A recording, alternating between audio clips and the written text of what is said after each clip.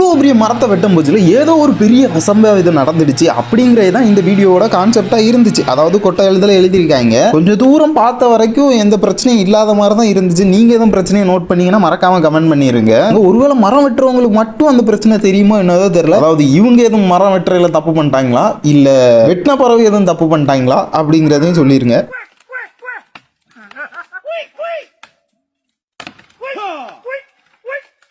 சென்டரில் பார்த்துட்டு இருக்கும்போது எனக்கு தெரிஞ்சது என்னென்னா மரத்தை இவனுங்க ஒழுங்காக வெட்டலைங்கிறது தெரியுது. அதாவது உள்றதுக்கு ரொம்ப நேரம் ஆகுது.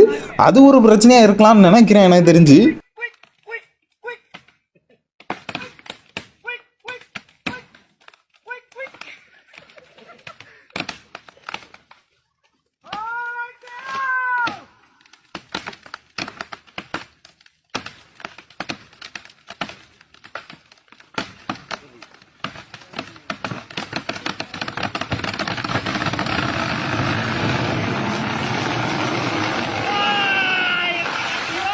ஒருவேளை மரம் வெட்டி முடிச்சதுக்கு அப்புறம் எதுவும் பிரச்சனை வருமானு எதிர்பார்த்துட்டு இருந்தேன். அப்பவும் பெருசாக எதுவும் வந்த மாதிரி இல்லை.